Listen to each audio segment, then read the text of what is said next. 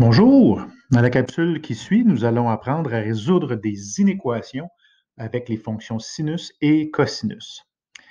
Alors, pour faire un petit rappel, lorsqu'on résout des inéquations, bien, on se souvient que la réponse sera toujours une zone ou un intervalle et que la stratégie qu'on va employer va être la même que pour les fonctions précédentes, c'est-à-dire qu'on va d'abord trouver les solutions de l'équation qui provient de l'inéquation, pour ensuite trouver la zone solution, soit en utilisant un graphique ou en faisant un test. Et finalement, il s'ajoute une petite particularité dans les fonctions trigonométriques, déterminer la solution sur l'ensemble du domaine, puisque c'est une fonction qui est cyclique. Alors, commençons par un exemple.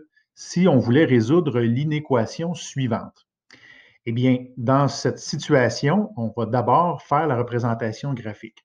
Alors, on est outillé avec Desmos, on peut le faire. Si on est en évaluation ou sur papier, bien, on le fait sur papier. Alors, moi, je vais aller rapidement. Donc, le graphique de l'équation 3 sin de pi sur 4 fois x moins 1 plus 2 ressemble à celui-là. Par la suite, quand on regarde bien ce qui nous est demandé, on veut savoir quand est-ce que c'est plus grand ou égal à 3,5. Donc, j'imagine sur mon graphique ou sur papier où se trouve 3,5, ce qui me permet d'identifier deux points où ma fonction rencontre la valeur de 3,5. Et comme je veux savoir quand la fonction est supérieure ou égale à 3,5, ben, je comprendrai graphiquement que la zone qui m'intéresse, c'est celle-ci et les suivantes qui vont venir dans la fonction sinus dans ce cas-ci. Donc, je vais chercher à trouver ces intervalles. Alors, comment je vais faire? Bien, je vais procéder de manière algébrique en utilisant l'équation, comme j'ai dit en début.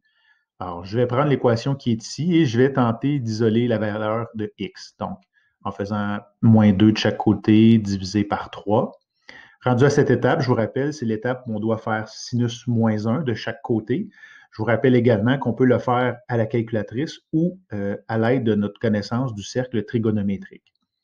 Nous obtiendrons deux réponses, pi sur 6, et la deuxième réponse, je vous rappelle, on la trouve soit avec le cercle ou en faisant pi moins la première réponse que nous avons obtenue, donc pi moins pi sur 6 va nous donner 5 pi sur 6. Et je continue ma résolution en faisant diviser par pi sur 4 de chaque côté et en faisant plus 1 de chaque côté.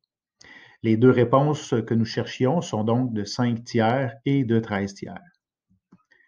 Alors, ce qu'on vient de trouver à l'aide de notre graphique, c'est la première zone de solution qui était entre les deux réponses, donc de 5 tiers à 13 tiers. Mais il faut se rappeler qu'il y avait d'autres solutions possibles.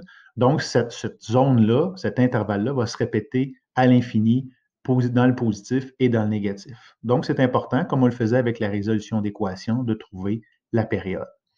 Donc, ici, 2pi sur b, mon b valait pi sur 4. Je trouve donc une période de 8. Alors, ce cycle se répétera à tous les 8 et ma solution également. Donc, je vais l'exprimer de cette façon-là. Mon 5 tiers et mon 13 tiers reviendront à tous les 8 unités. Donc, on va écrire plus 8n à chaque fois. Maintenant, un exemple plus complexe. Alors, supposons qu'on vous demande de résoudre cette inéquation, donc avec un cos cette fois-ci, et qu'en plus, on ajoute l'idée d'avoir un intervalle défini de solution. Donc, deux difficultés qu'on va employer ici. D'abord, nous ne ferons pas le graphique de la situation et ensuite, bien, notre intervalle est borné. Ce n'est pas de moins l'infini jusqu'à plus l'infini et ça va changer quelque chose. On va le voir un petit peu plus tard. Donc, comme à l'habitude, je résous l'équation. Alors, je mets égal à 0 au lieu de plus petit que 0 et j'isole mon x en faisant les opérations inverses, plus 3 divisé par moins 6. Je fais mon cos moins 1. Donc, dans ce cas-ci, lorsqu'on fait cos moins 1, on trouve une réponse avec la calculatrice ou grâce à notre connaissance du cercle. Et pour la seconde réponse, bien là, on va devoir faire moins la réponse qu'on avait obtenue au début ou encore une fois, utiliser nos connaissances du cercle. Et la démarche se poursuit en faisant diviser par une demi ou fois 2 si vous préférez, et plus pi de chaque côté. Donc, voilà les deux solutions.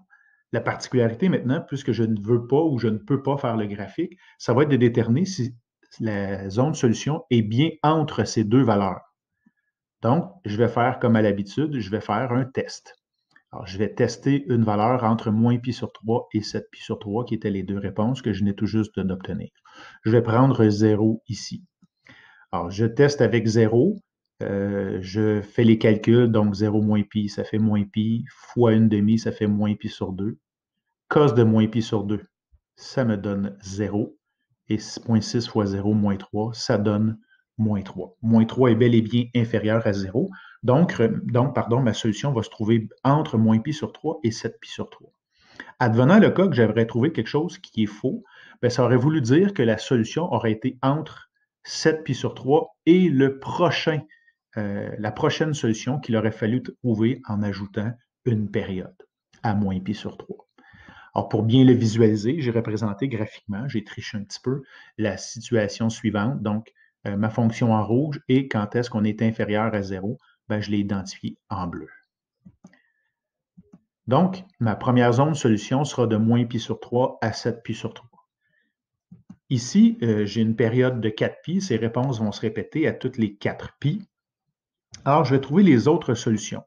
Traditionnellement, on faisait juste écrire plus 4 pi n éléments des entiers, mais ici, j'ai une solution qui est bornée, c'est-à-dire que je veux me limiter à une zone bien précise dans le plan cartésien de 0 à 8 pi. Donc, je vais devoir trouver les autres zones jusqu'à temps que j'en ai plus besoin d'en trouver davantage. Donc, je vais ajouter 4 pi à chacune de mes réponses pour trouver le cycle suivant. Donc, je le fais avec moins pi sur 3 et 7 pi sur 3. Pour que ce soit plus facile, je trouve le même dénominateur qui correspond à 4 pi, donc 12 pi sur 3. Alors, je vais donc ajouter 12 pi sur 3 autant à moins pi sur 3 qu'à 7 pi sur 3, ce qui devrait me donner l'intervalle suivant. Vous avez remarqué, les crochets sont ouverts. Pourquoi? Bien, parce que je voulais savoir quand est-ce que c'était inférieur à 0 et ces valeurs-là me donnaient quand c'était égal. Donc, je dois les exclure de la solution. Et je répète l'opération, donc j'ajoute encore 12 pi sur 3, je vais obtenir celle-là et ainsi de suite. Mais comme j'ai dit tout à l'heure, on se rappelle que la situation devra être bornée entre 0 et 8 pi. Alors, quand je regarde les solutions actuellement, ben, j'obtiens ces trois intervalles et plus. En fait, je n'en ai pas besoin de plus parce que, quand j'y réfléchis bien, 0, c'est le minimum et 8 pi, que j'ai converti en pi sur 3, 24 pi sur 3, c'est le maximum. Mes solutions ne doivent pas dépasser ces deux valeurs-là. Alors, à ce moment-ci, ben, je vais simplement faire une petite modification. Je ne pouvais pas aller jusqu'à moins pi sur 3, je vais donc m'arrêter à 0. Et je ne pouvais pas aller au-delà de 8 pi, donc 24 pi sur 3. Alors, mon dernier intervalle s'arrête à 24 pi sur 3, ou 8 pi, j'aurais pu écrire. Pour être sûr et vous convaincre de ça, ben, je vous présente la solution sous le format graphique. Vous pouvez voir que ça correspond exactement à ce qu'on s'est dit. Merci.